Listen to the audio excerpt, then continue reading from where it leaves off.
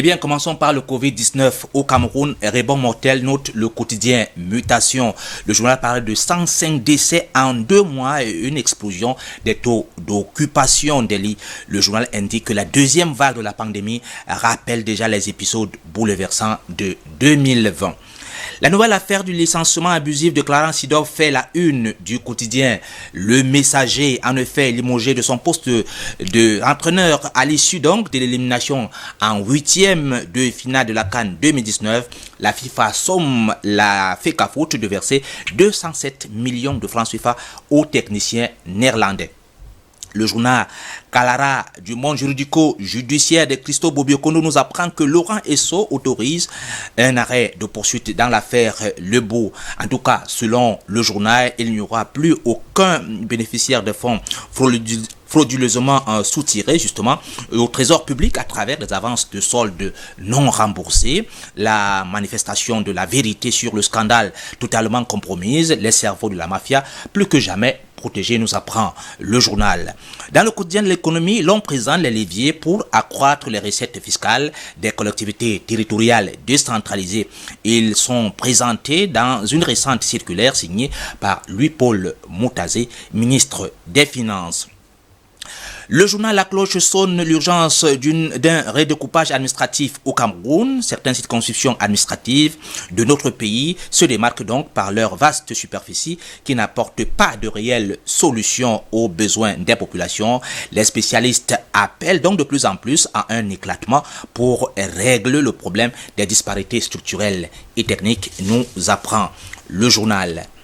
Le journal Le Quotidien note l'appel du gouvernement de la République à la mobilisation de la nation tout entière au sujet de la dangerosité de plus en plus accrue de la pandémie du Covid-19. Le journal Terre Promise Hebdo titre Boya et si la paix était revenue. La 26e édition de la Mons Cameroun Rise of Hope, qui s'est donc rendu, en tout cas couru samedi dernier à Boya, a connu un franc succès, montrant justement clairement, tout comme le chante quelques semaines plus tôt, que la paix est de retour dans la région du sud-ouest Cameroun, nous apprend le journal Terre Promise Hebdo de ce matin. Tribune d'Afrique nous apprend que Bolloré est donc visé par une autre enquête au Cameroun. En effet, selon le journal, les fins lignées de la justice française se sont donc intéressés aux différents soupçons de corruption, de favoritisme ayant entaché la concession du terminal à conteneurs du port autonome de Douala de 2003 et 2018. Le journal Vision économique nous livre les révélations sur la gestion des 218 milliards de francs CFA du projet du complexe sportif d'Olembe. La question de l'utilisation de 153 milliards de francs CFA mobilisés pour la construction du complexe sportif d'Olembe préoccupe l'opinion publique camerounaise.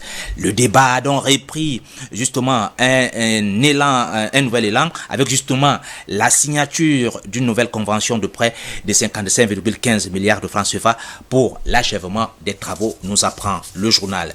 Direction la RCI avec le journal Corbeau News qui indique que face aux crises, l'OIM s'engage à assurer les droits humains et la dignité des personnes contre les différents risques.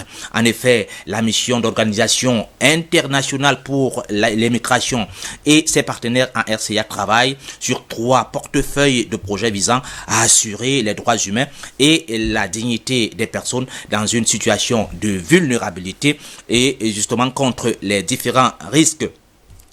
Direction le Gabon avec le journal L'Union qui barre à sa une continuité et renouveau pour parler justement du Sénat qui inaugurait hier sa 5e législature a fait donc le choix de la stabilité en reconduisant à sa tête un authentique plébiscite Lucie Limebou Dabouson Boussou, élu donc de Tchamba, Magotsi et de Fumbunsi. Le vent du changement n'en est pas moins soufflé sur l'instant l'institution, emportant justement l'ensemble des membres du bureau sortant, nous apprend le journal. Direction le Congo avec les dépêches de Brazzaville qui nous apprend que l'on va vers la construction d'une centrale thermique et solaire.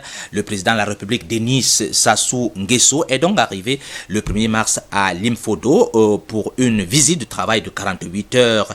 Il procédera donc ce mardi à la pose de la première pierre de construction de la centrale hydrique thermique et solaire de la Likwanda. Direction la RD Congo avec le courrier de Kinshasa qui nous indique que Félix Antoine Tshisekedi lance donc l'année culturelle de sa mandature à l'Union africaine. Grand moment de ferveur culturelle, ainsi peut donc qualifier la cérémonie sobre mais pleine de signification pour marquer d'une pierre blanche la mandature culturelle du chef de l'État Félix Antoine Tshisekedi.